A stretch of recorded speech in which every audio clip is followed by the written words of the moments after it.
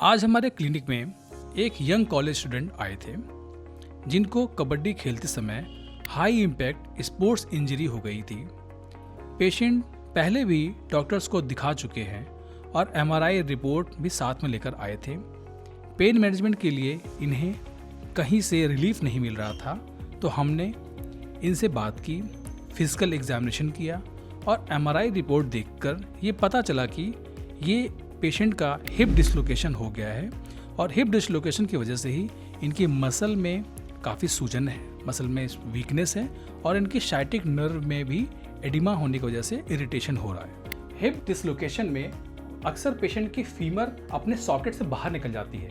ये mostly high impact sports injury में पाया जाता है, जैसे पेशेंट फुटबॉल खेलता है, कबड्डी खेल रहा है या बास्केटबॉल खेलता है, या कभी कभी जिम में ओवरवेट ट्रेनिंग की वजह से भी ऐसी इंजरी पाई जाती है। इसमें तुरंत पेशेंट को इमरजेंसी मेडिकल हेल्प की ज़रूरत पड़ती है। कभी कभी बहुत सीरियस कंडीशन में पेशेंट को सर्जरी की भी ज़रूरत पड़ जाती है, लेकिन अगर पेशेंट को इमीडिएट ऑर्थोपेडिक की सुपरविजन मिल जाए और उसके बोन को सेट किया जा सके तो काफ़ी हद तक पेशेंट को सर्जरी से बचाया जा सकता है।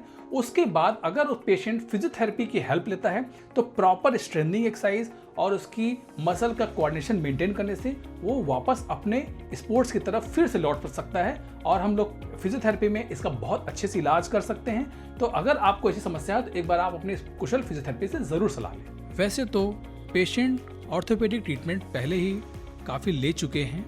पेन मैनेजमेंट के लिए इनको मेडिकेशन के साथ साथ फिजियोथेरेपी भी हम लोगों ने सजेस्ट किया। स्टार्टिंग में पेन कंट्रोल, जेंटल मोबिलिटी और हिप स्ट्रेंथनिंग एक्सरसाइज पर फोकस किया। पेशेंट को हमने SLR, straight leg raise exercises loop के साथ और बिना लूप के दोनों तरीक़ों से कराई, ताकि थाइस और हिप की मसल को कंट्रोल्ड तरीके से मजबूत किया जा सके। स्पाइन इंजरी में टाइमली फिजियोथेरेपी या कोई स्पोर्ट्स इंजरी हो जिसमें अगर समय से प्रॉपर फिजियोथेरेपी की जाए तो रिकवरी को बहुत तेज किया जा सकता है और कॉम्प्लिकेशंस को भी काफ़ी हद तक कम कर सकते हैं, क्योंकि स्पोर्ट्स इंजरी में अगर कंट्रोल तरीके से उसको स्ट्रेंथ किया जाए तो पेशेंट वापस अपने स्पोर्ट्स को फिर से कैरी ऑन कर सकता है। अक्टूबर स्टार्टिंग में हैवी वर्कआउट और स्क्वाट्स की वजह से मेरे दोनों पैर की नर्व बहुत टाइट हो गई थी, जिसकी वजह से मुझे नॉर्मली वॉक करने में, सेट बैठने में और पैर फोड़ने में बहुत दर्द होता था। तो पहले 2 दिन मैंने काफ़ी वो इग्नोर किया इसको, अपनी जो नेचुरल रेमेडीज़ थी मूव लगाया, ठीक है, लेकिन उससे कुछ फ़र्क नहीं पड़ा। फिर मैंने गूगल सर्च किया कि बेस्ट फिजियोथेरेपिस्ट इन कानपुर, तो सबसे ऊपर ग्लोबल क्लिनिक का नाम आया। उसके बाद मैंने यहाँ पे आके उनसे डॉक्टर साहब से कॉन्टैक्ट किया, उन्होंने कुछ दवाई दी, रेमेडीज़ दी, कुछ ट्रीटमेंट मेरा किया है और आगे भी और कंसल्टेंसी दी है।